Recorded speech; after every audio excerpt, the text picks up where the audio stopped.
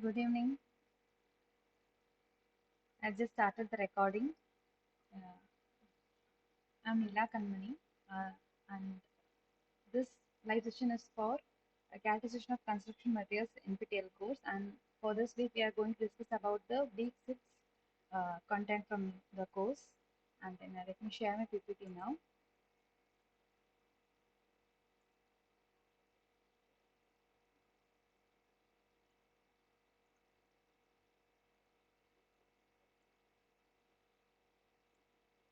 Is my screen visible? Yes, ma'am. Okay. So to the people who have joined new or if you have no idea what is polls and chat box, so here to the bottom right corner of your screen, uh, I guess you can see different options. Here there is a chat with everyone option. You can give your answers there. Particularly questions which has more than one right option, we can't post them in polls. So for that you have to give your answers here, or it's like numerical problems, and then for example match the following questions on, you can give the answers in chat box. And for particularly one particular answer is there for a particular for a question, then you can go to activities, you can click polls. There you can find the questions launched. So whenever we discuss the question, and it will be written on the question itself, either it should be answered in polls or it should be answered in the chat box. So you can come there and then give your answers. I hope you all got it right. So now going back to the PPT,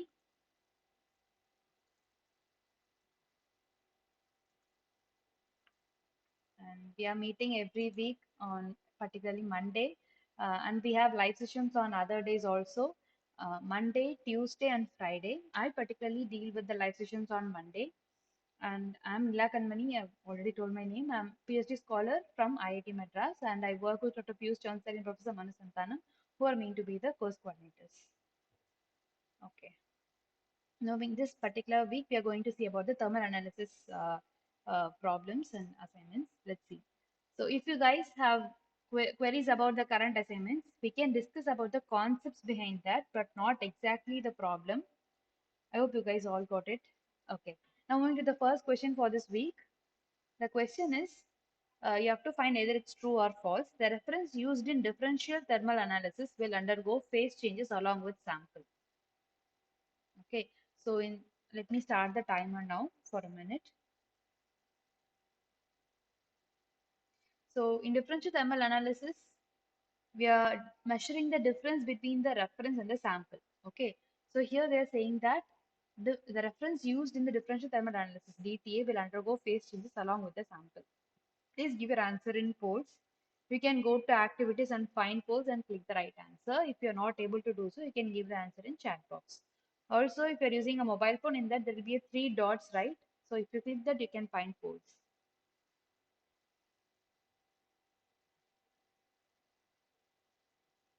The question is a very, very simple question. If you know how DTA works, and I hope everyone watched the video. I got to know that for Friday class, no one has watched the video and came to the live session.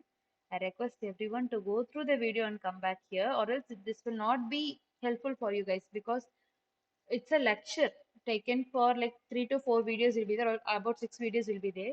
If you didn't watch the video and if you come directly for the class, it will be difficult for you to follow what we are talking. Okay. I hope you guys have given the answer. Let me check.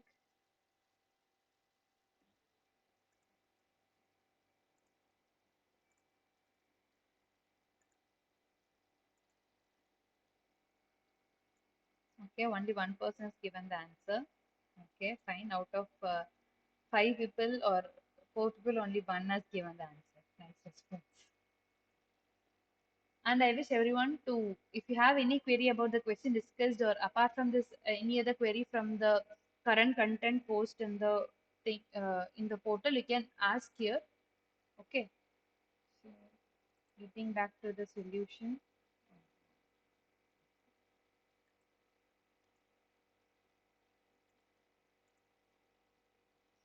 So, see, when you see DT analysis, there will be there will be furnace to increase the temperature, and we'll use a reference and a sample. So the reference, the heat will be supplied for both the reference and the furnace. But if the the sample will undergo different phase changes, for which we to capture such phase changes and what phase changes does it undergo, to understand that only we do DTA. But if the reference also, if it undergoes the same phase changes or any other phase changes, then how we can study the difference between the temperature of the reference in the sample.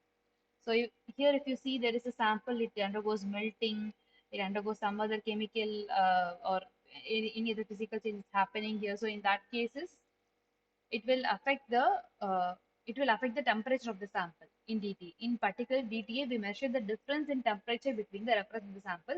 So the reference should not undergo any phase changes that will undergo changes in the thermal behavior of the reference. Okay. For example, if you are planning to study till 1000 degrees Celsius, at least the reference should not undergo any phase change at least 1000 or 1000 plus maybe 1500 degrees Celsius. It should not undergo any changes. Okay, so uh, let's move. So the correct answer is false. One of you have given the right answer. Now let's move to second question. I wish everyone give your answers in polls because none of your names will be revealed. Moving to the second question. This is also launched in polls. Which of the following option is appropriate for TGA and DTA? So for that, you should know what is DTA and what is TGA. That is the question. Uh, let's talk about what is TG and what is DTA after this question. But right now, please give your right answers. Let me start the timer for a minute.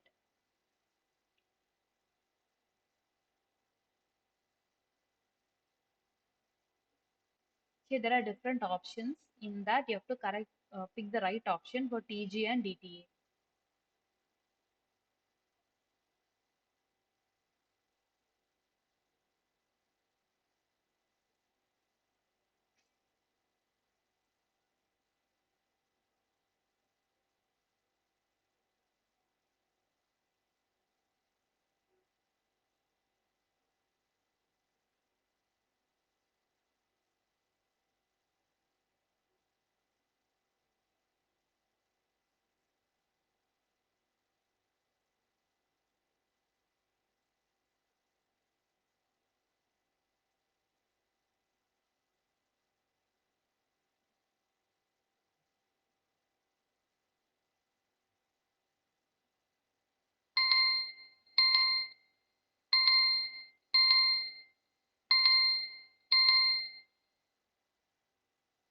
Time is up.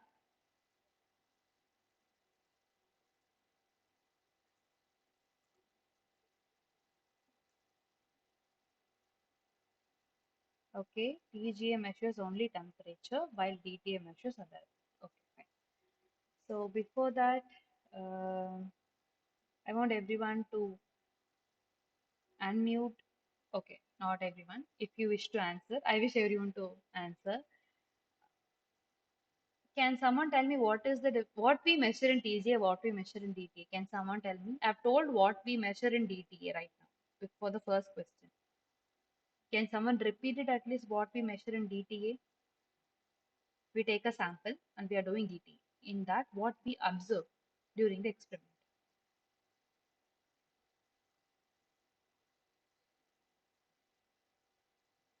Yes. If you're shy to open up, you can put the answer in chat box. I'll not see your name. I'll see only the response.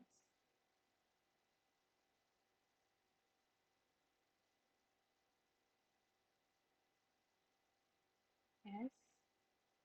What we observe in DTA. Okay. Tell me this one. How many of you have watched the videos? Wednesday is the last date, right, for the submission of assignment? No response. Thank you. Yeah, Last month. you watched. Okay, it's Meena, right? Yeah, nice. Yeah. Okay, can you tell me what? Okay, fine. Can you or someone tell me what we observe in DT? Right, DT is the first topic discussed in the video. Okay, if you guys are shy to answer, let me tell. Okay, in DTA, what we do is, let me go to first question. So in DTA, we have a sample. Okay, the sample is the dotted one here. Okay,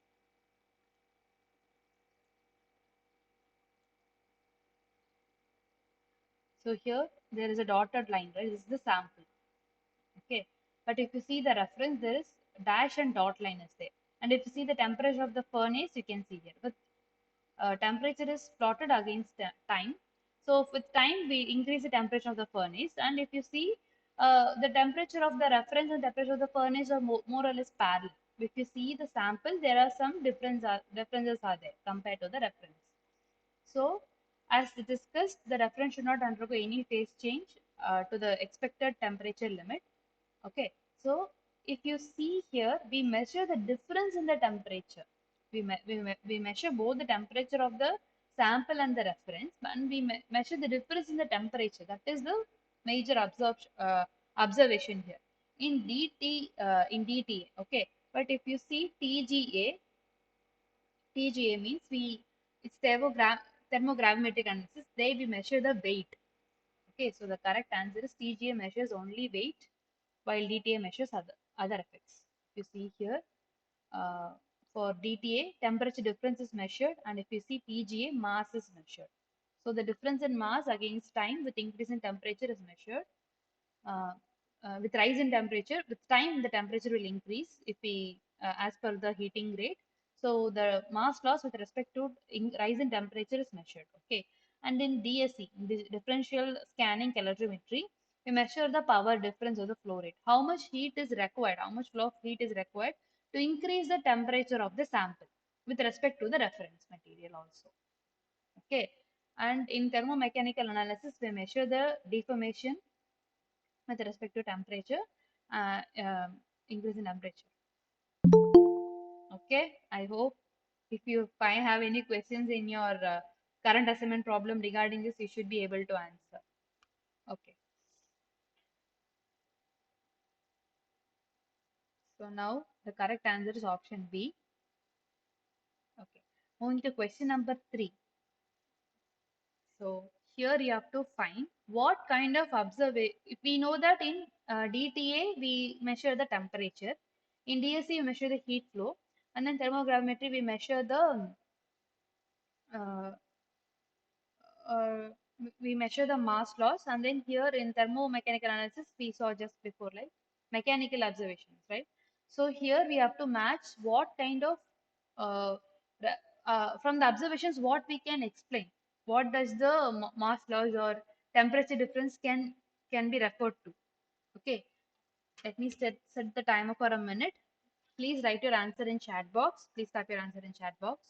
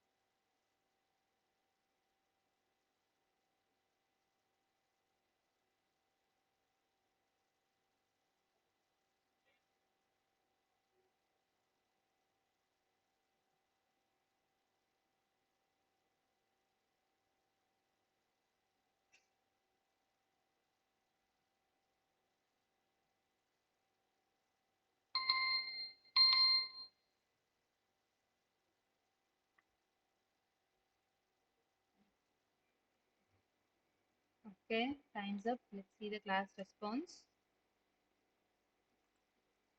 No answers. Mm, okay. Apart from Maina, who has watched the video? Okay. Let me put some words here. See, if you don't watch the video and if you attend the live session, it's not going to helpful in any way. Even if you don't attend the live session, but you watch the videos and be prepared, it will be helpful for you to answer the current assignment problems. More than the live sessions, watching the video is more important. If you can come and sit for a hour, you can watch the video there and try to have 1 hour or half an hour time before the class, or you have time in the weekend, so you can watch the videos and you can come for the class, or else it will not be, whatever we talk might look no sense to you unless you watch the video. Okay, so try to watch the videos from next class. At least for tomorrow you guys have one more live session, right? Try to watch the video and come for the live session.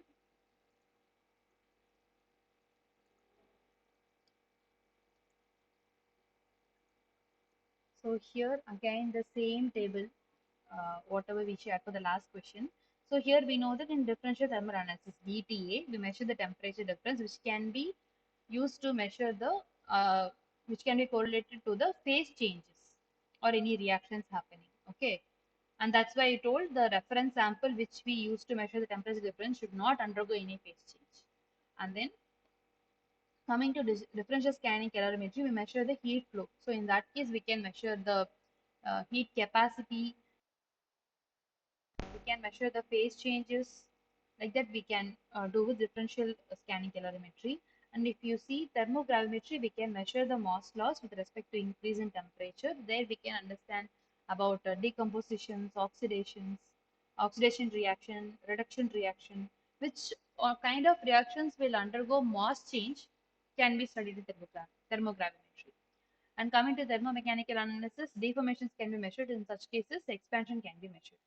So the correct answer is A is to phase change, and then B. DSC is heat capacity, and thermogravimetry C is oxidation, and thermomechanical analysis D is expansion.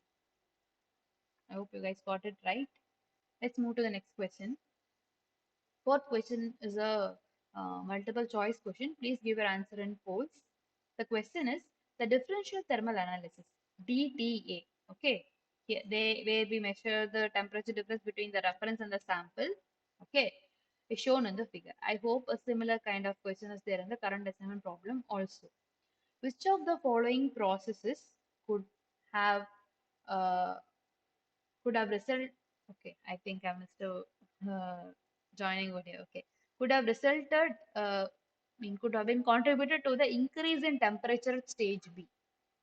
Okay, there is a process that's happening at stage B that had led to rise in temperature in the sample all of a sudden, right? If you see temperature against time, we could see there is a rise in the temperature here all of a sudden. There is some reaction particularly happening here. Which of the following reactions would have resulted in such uh, temperature rise all of a sudden? Okay, please give your answers. I've started the timer for a minute. We can think about melting, desorption, oxidation, reduction. Which of the following process could have resulted in the increase in temperature at stage B?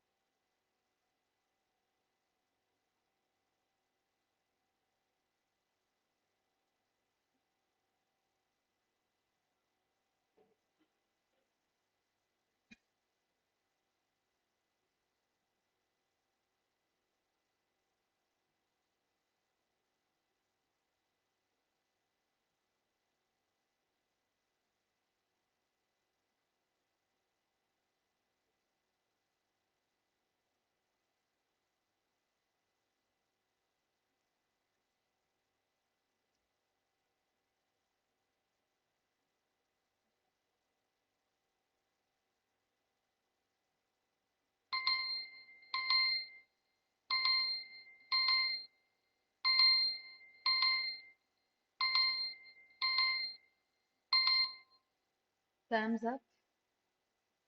Very, very simple. You can give your answer in polls. What is the response? Okay, let me end the poll for first and second question. Okay, most of you felt reduction. Okay, only one vote, and you felt reduction would have led to increase in temperature. Let's see the solution. Let's see what's the right answer.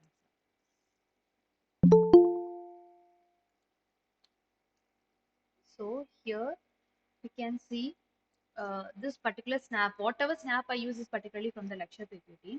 So here if you see, they have listed what kind of reactions could have resulted in exothermic and endothermic reaction. If it's an exothermic reaction, then there will be rise in the temperature. And if it's an endothermic reaction, it will absorb heat from the environment. Obviously, the temperature will not increase further for a moment, and then it will increase further. Okay. Uh, since the temperature of the furnace is keep on increasing, this kind of observations can be made based on the different phase changes happening in the material. So if you see B, we have given options here, melting. If you see melting, it's an endothermic reaction. Obviously, it can't result in rise in temperature, right? And then coming to D's option, it's an endothermic reaction, so it can't be stage B. And if you see oxidation, it's exothermic. So obviously the right answer is oxidation. And reduction also is an endothermic reaction. So you can use this table for the current assignment question and check what kind of uh, um, process or phase changes could have resulted in exothermic and endothermic reaction, and you can relate it, and then you can find the correct answer. Okay, so now let's move to question. So the correct answer is oxidation. So let's move to question 5. It's a multiple select question, so it has more than one right answer. So please give your answer in chat box. I request you to open up and then give your answer in chat box. Okay, so I hope at least one or two would have watched the video. So in thermal response, the mass change is directly proportional to. So if you see mass change, then obviously they are asking about the thermogravimetry analysis, right? Different kind of thermal response can be there, but when it comes to mass change, they are talking about thermogravimetry. So here I've opened up already about give a hint about the question. So you have to find the mass change is directly proportional to what of the following. Okay, let me start a timer for a minute. Please type your answers in the chat box.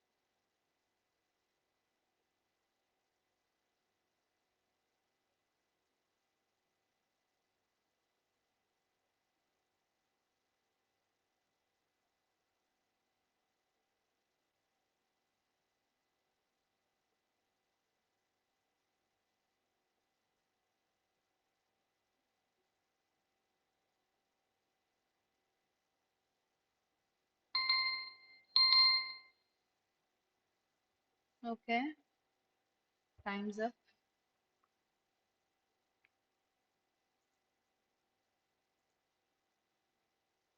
Oh, it's coming always. Okay.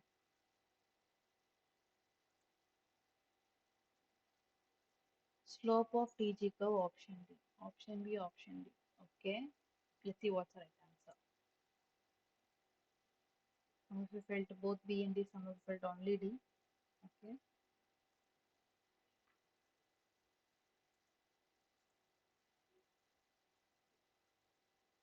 So the correct answer is both option B and D. Sorry, I've not put any snap here, but in the next problems there will be a DTA graph, so at the time you'll be able to relate. For the sake of for this moment, let me draw it here. I'm taking a pen.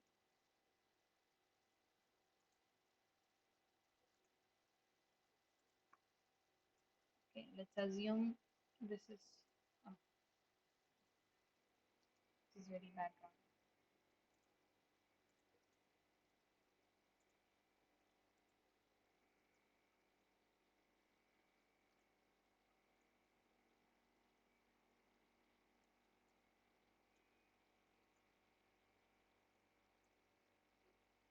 So here is mass loss percentage. Okay, says YAML. Okay, sorry. Let me write.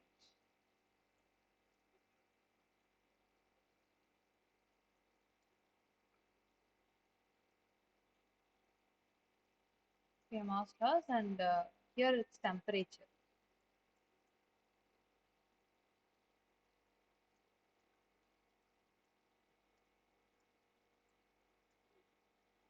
Let me.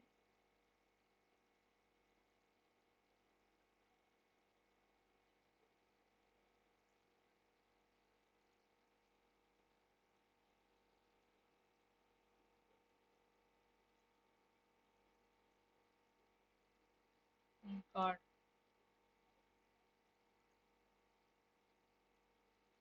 Okay, I took some other color. Okay, here if you see initially obviously the mass loss percentage will be zero. Sorry, mass percentage maybe we can put. Sorry. Okay, I'm doing again a mistake.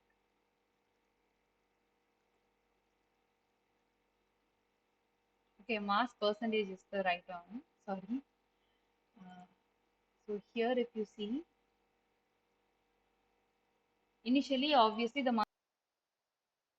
So once you start to increase the temperature, there can be loss in the some within 100 degrees Celsius. We could say it's loss of water.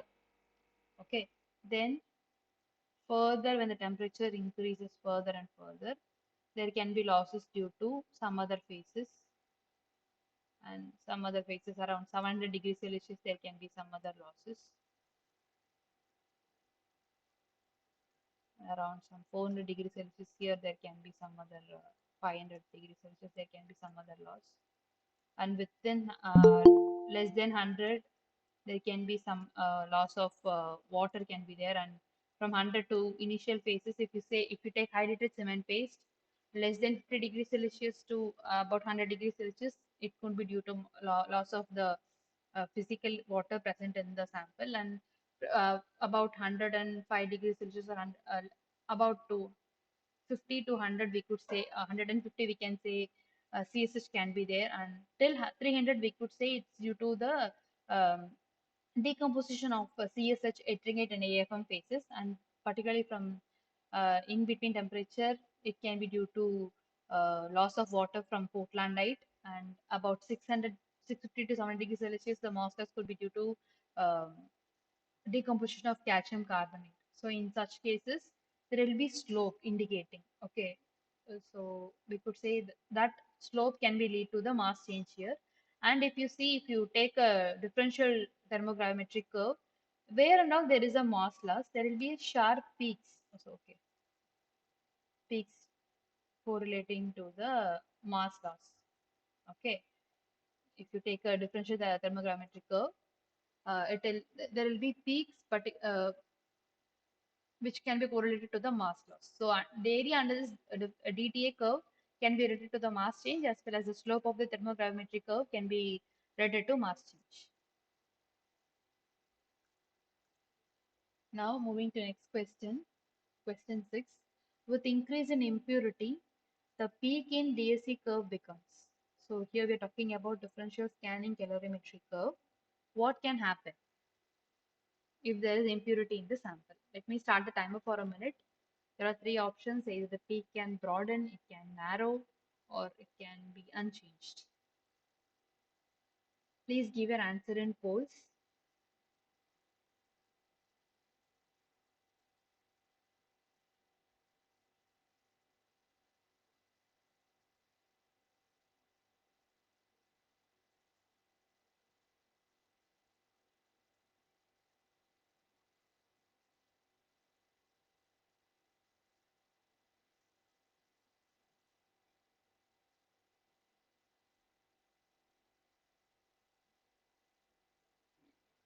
I feel like there is no one in the class.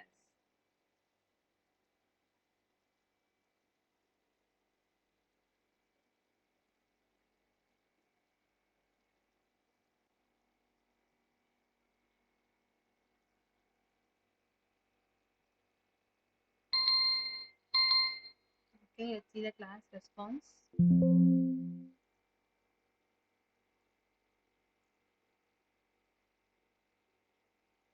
Okay, option A. Fine. Thank you.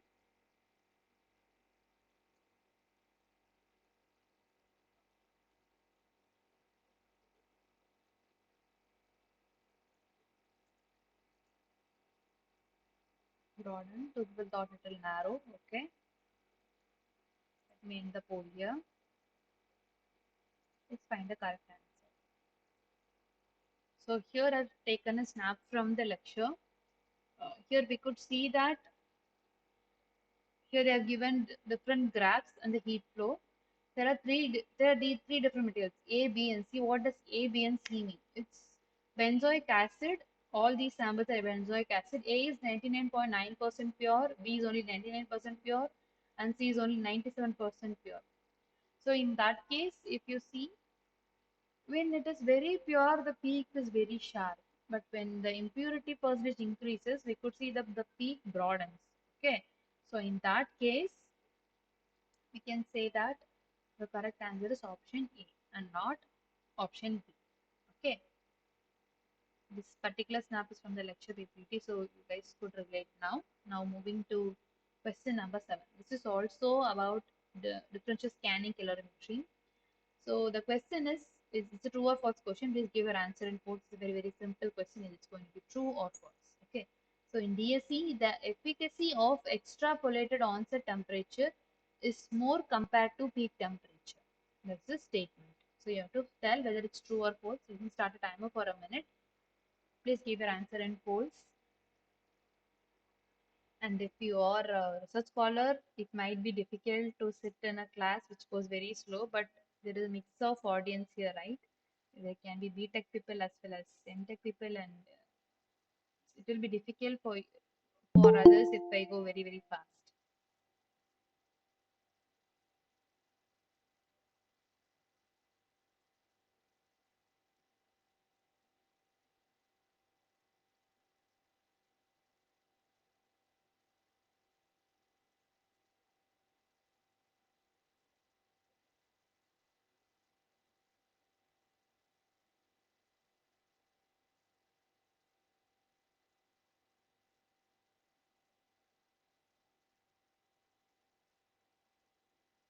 Does someone know what is extrapolated onset temperature? Okay, fine. So if you see heat flow, with respect to temperature, we can measure the heat flow, right? So in that case, when there is no change, then it's called isothermal reaction. And here we can see there is an increase in the heat flow. Okay, so here we can say Tm is the peak temperature here. Okay, and if you see I is the T initial temperature and Tf is the final temperature. And here they have marked the slope of the linear part of the curve, and the before the curve initiates there will be a flat region, right? We have to extrapolate lines, tangents from this zone. If you draw, then it will cut at a particular point which is called TE, which is known as extrapolated onset temperature. So we use this in DSE. So here they're saying that efficacy of extrapolated onset temperature is more to the compared peak temperature. Whether it's true or false, that is the question. So now let's see. So in that case, uh, in DSC, there can be different heating rate, right? We can do 1 degree Celsius per minute or even 20 degrees Celsius per minute. So in that case, based on the heat rate itself, we can see that the peak temperature varies, right? So in that cases, uh, what if my equipment has only 3 degrees Celsius per minute, or if I can do only that particular setting if I want to complete the experiment. So in that cases, my peak temperature can vary from 155 to 160, right? So that makes the difference here. So in that cases, what we can do is we can extrapolate the tangent from here. Let me take the pen here. So we can extrapolate it from here and then from here. And if we, sorry, is there is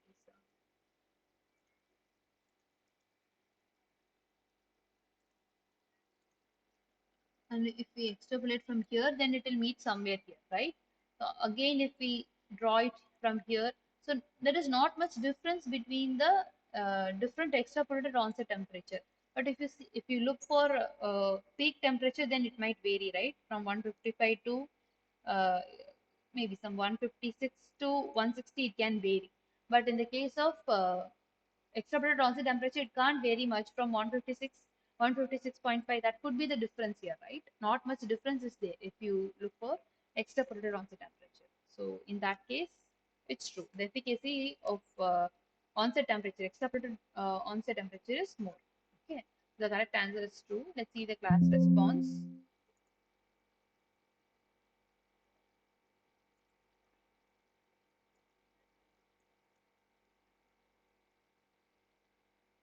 Okay, felt both true and false. Fine. Thank you for at least giving this response.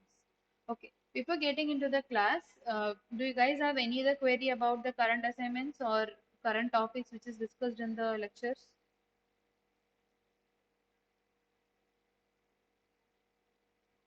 Okay, fine. I hope this week you all guys felt the topic is very easy. Then fine. Now let's move to the next question. Next question is also launched in polls.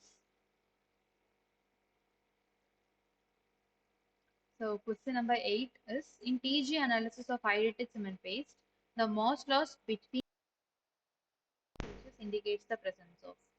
Just before I just drew, I it's not a proper graph, but I drew and I talked about temperature difference at different temperatures.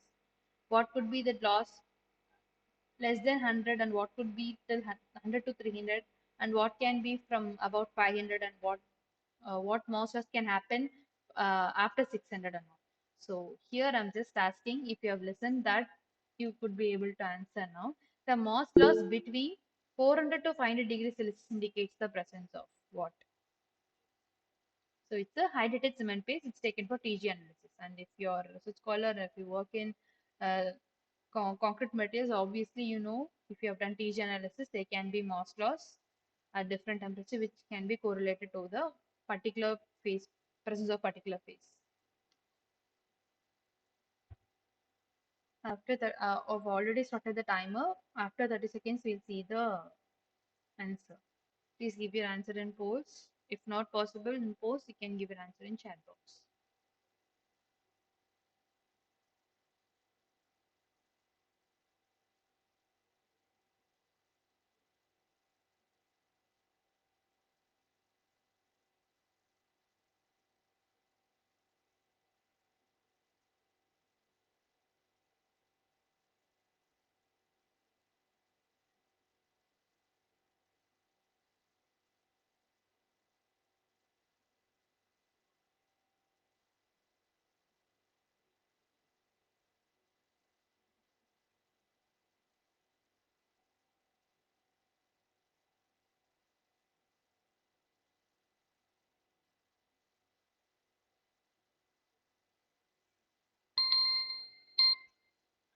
Time is up. Let's see the solution. So here is one of the TGA graph from the lecture PPT. Here we can see what is the relative weight percentage with respect to increase in temperature. Here we can see that uh, about less than 100 degrees Celsius there is some loss, and here till 300 degrees Celsius the moisture is due to mainly gypsum, CSH, and AFT and AFM phases, yttrium monosulfate. And if it's come to 400 to 500 degrees Celsius, the moss is mainly due to Portlandite, that is calcium hydroxide. So the correct answer is option C. And if you see around 700 to 800 degrees Celsius, there is like 650 to 750 degrees Celsius, there is some uh, peaks here in the DTA curve, which can be related that most loss can be due to decomposition of calcium carbonate. So CO2 will be released, and here in this place, Portlandite will be decomposed. So in that case, calcium hydroxide will be converted to calcium oxide. The water will be decomposed here. Okay. So the Morse loss is mainly due to decomposition of Portlandite, and here the Morse loss is mainly due to decomposition of calcium carbonate. Next, you're going to see problems where the Morse loss from Portlandite will be given and Morse loss from calcium carbonate will be given. So you have to find how much of calcium carbonate will be there and how much of Portlandite will be there from the Morse loss. Okay, we'll do some problem now. Ma'am, from the graph, can we say that the Portland is linked with the reaction or dehydration process? Come again. From this graph, can we say that the Portland is Portland is when with the increase or decrease in the Portland, it will affect the reactivity of the contents, reactivity of reaction. Whether there is any dependency between the reactivity and the Portlandite. Okay, so you're talking about the current assignment problem, right? Okay. So here they have given two SCMs and then with replaced with ordinary Portland cement. Can you tell me, do you know about Pozzolanic reaction? Ah, yes, ma'am. If cement hydrates, what can be the reaction products? Actually, I have when the cement when the presence of cement, the reaction will automatically is increasing. No, no. What can be the reaction products? If cement hydrates, what can be the reaction products? Calcium hydroxide, Calcium silicate hydrate will be there, CaH2O. Ettringate will be there, monosulfate will be there, and along with that, Portlandite will also be there, right? Yes, ma'am. Okay. So, uh, if Portland also will be there, if it's only ordinary Portland cement. If ordinary Portland cement is replaced by a pozzolanic material, say fly ash, what can you expect out of it? Then fly ash will act as a binder, no? What will happen? What can you expect what kind of reaction can you expect?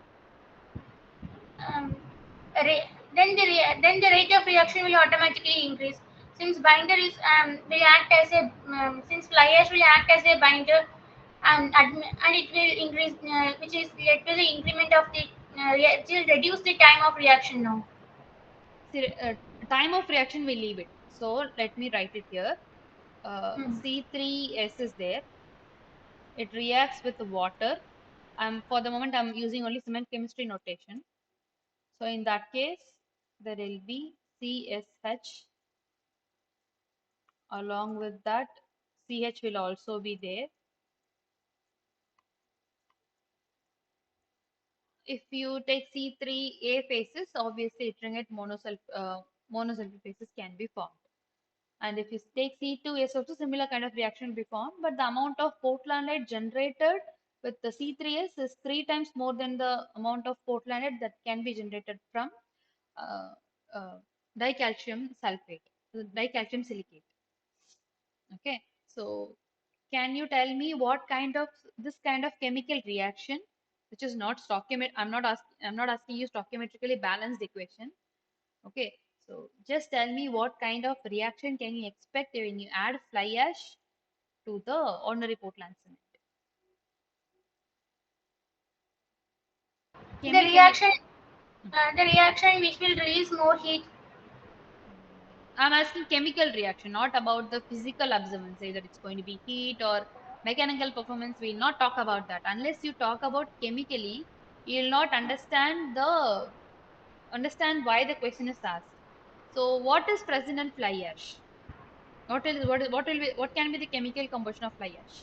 Just Google and tell me what is the fly ash what is the class F fly ash composition, or hey, class C also is fine.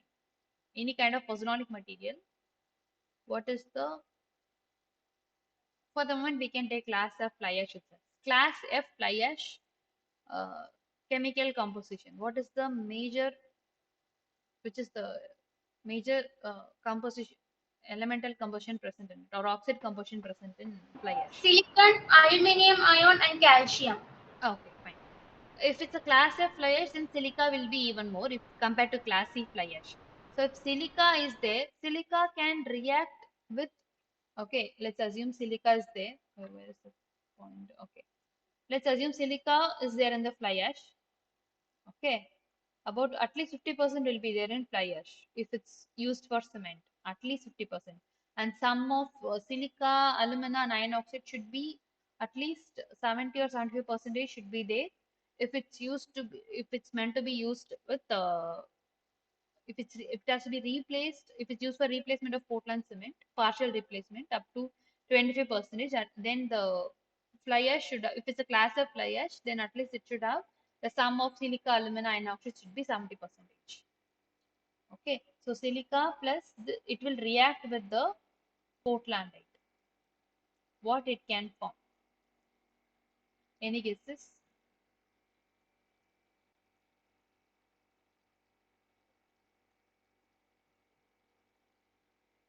Any guesses? You said it will increase the heat. It will increase. It will reduce the time for reaction. Something should form no there. Unless the product is formed, what you can expect?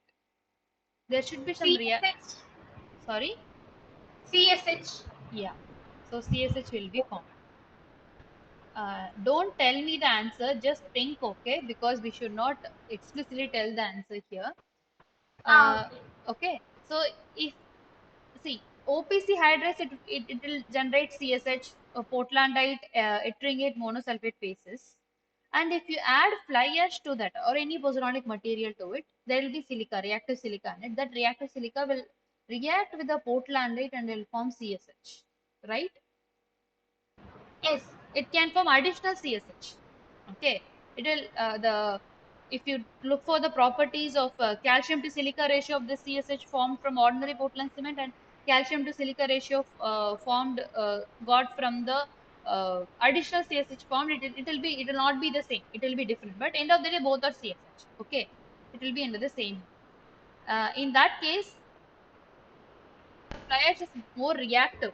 Okay, it's very reactive means it has more reactive silica in the sense.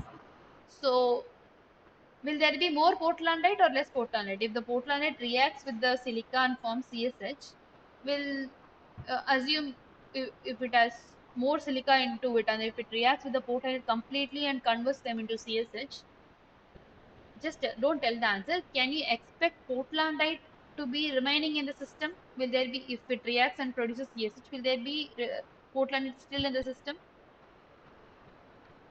For example, if we can say if C3S is there in the cement mixing with water, can you expect C3S will still be there? No. Assuming it to be, in that cases you have to think about Portlandite also and then you have to answer. Okay. Okay, ma'am. Okay. Now let's move to the numerical problem. I want you guys to open up or else it's difficult for me. Okay. Or else I'll just show up the formula and then I leave the class. Okay. Ma'am, in the previous section, previous class in Friday, this was discussed. Okay, fine. We have I have just kept, it's for example, I've added two more values also. You have to just calculate and tell me. Okay. So, Uh, in these problems are majorly from the Moss laws from the TJ graphs. Okay. Assuming it to be a cement based sample. In TJ, in thermogravimetry of a sample containing calcium carbonate, Moss laws of 44 milligram was observed due to decomposition of calcium carbonate. What was the amount of calcium carbonate in the sample? Okay, usually about some 650 to some degrees Celsius, the Mohs laws observed was 44 milligram. Okay, we can say that can be due to decomposition of calcium carbonate. What was the amount of calcium carbonate in the sample? Is the question. So this is a formula. Can someone calculate and tell me what is the amount of calcium carbonate in the sample based on the mass loss? So here the mass loss is given. So it's nothing but the formula is very simple.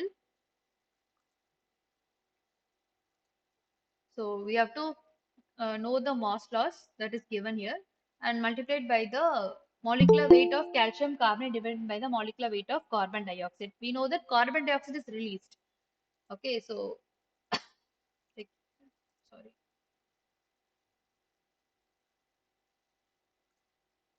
So if you take CaCO3 and if you burn it up to assume 700 degrees Celsius. Okay, so CaO will be formed along with CO2. So that's why if you see preparation of cement or a rotary kiln image of, if you convert the rotary kiln image to what kind of process are formed in producing cement, about 700 or 900 degrees Celsius, you can see form a calcination of limestone will be there. Before that itself, there will because we know that raw materials used for cement production is clay, limestone. Okay, In that case, clay will get activated by 800 degrees Celsius itself. 700 to 800 degrees Celsius, clays will get activated. And then about 900 degrees Celsius, the calcium carbonate will be decomposed to form calcium oxide and carbon dioxide in that cases. Okay, so now in this case, we know that carbon dioxide is released. So we have, if we multiply the mass loss, weight loss by uh, molecular weight of calcium carbonate divided by molecular weight of carbon dioxide, we'll be able to get the calcium carbonate present in the sample.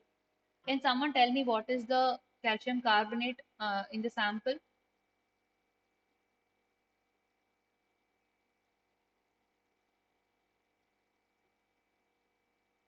Yeah, at least if there is some answer in the sample. 74 by 18. Yeah. What is the answer?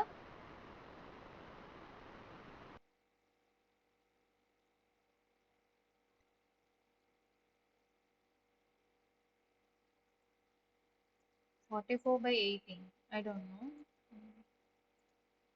Okay, 100 milligram. Right. Okay, thank you. Okay. Sorry, Amashar, if I didn't open the chat box at all. Option C, calcium hydroxide. Okay, thank you. CSH. Okay, additionally, it will form CSH, right? The reactor silica will react with the from CSH. Right. Thank you, Amash. So let's see the solution now.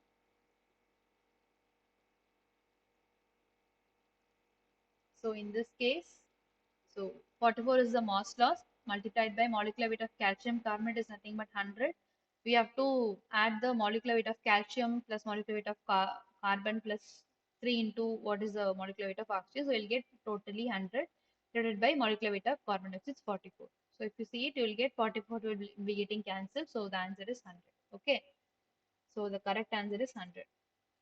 Can someone calculate for if the mass loss is 24 milligram, what will be the amount of calcium carbonate left in the sample, and also for if if the mass loss is 7 gram, what will be the answer? Can you calculate and post in the chat box? Let me check it after a minute.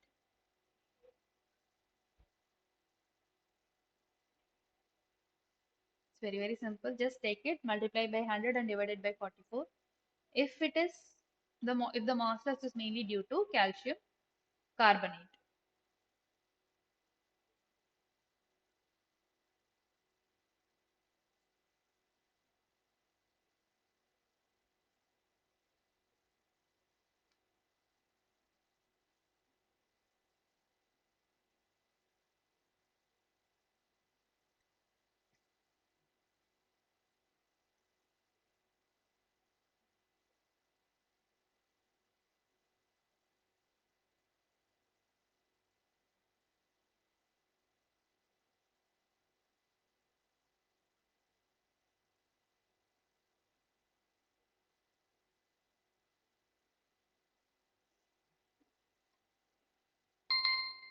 Time's up.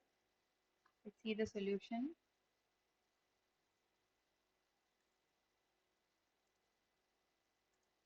Okay, no one had posted.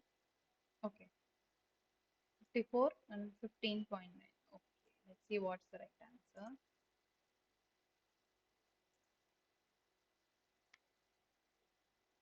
Yeah, that is the right answer. So first one is 54.5 and 15.9.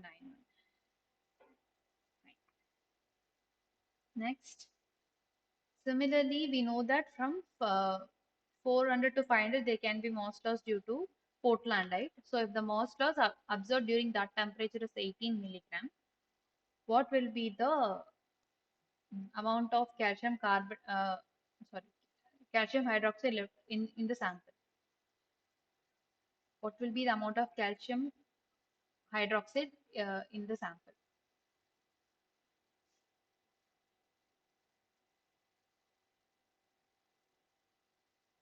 Please calculate for 18 gram, 11 gram, and then 27 gram. Here we have to multiply by the molecular weight of calcium hydroxide divided by molecular weight of water. Because here we know that the mass here calcium hydroxide will decompose Let me start a timer for a minute. So here the calcium hydroxide will decompose to form calcium oxide, and then water will be liberated. That water will evaporate obviously. Okay, so we will divide the calcium hydroxide divided by the mass of water. So the mass loss, this 18 milligram is mainly due to the mass loss of this water. That's why we divided by the mass of molecular weight of water.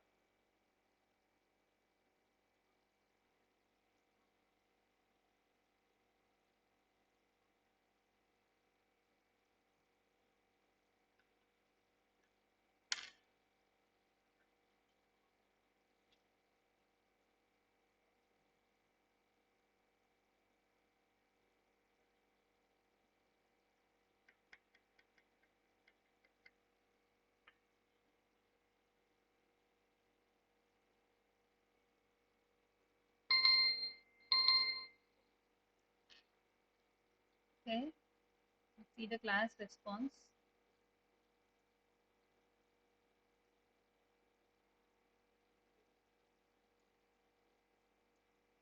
Okay, 74, right? Okay, 45.22 and triple one. Yeah, right. So here when we multiply 18 into 74 by 18, 18 will cancel. The answer is 74. For the next case, you have to multiply 11 and then you. So this is the right answers. These are the right answers.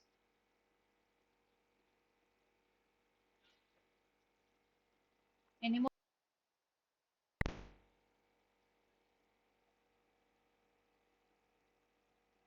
Any more queries?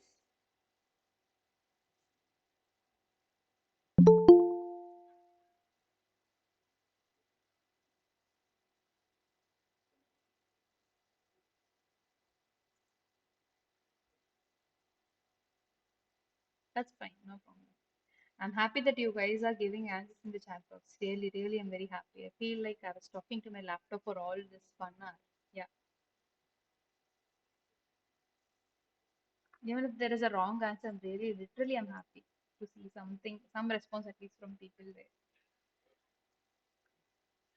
If you guys don't have any queries, we can wind up the session now and we'll meet on next Monday. And I request everyone to watch the videos and come if you guys are attending tomorrow's live session. I request you to watch the video and join the live session. Okay? Yeah.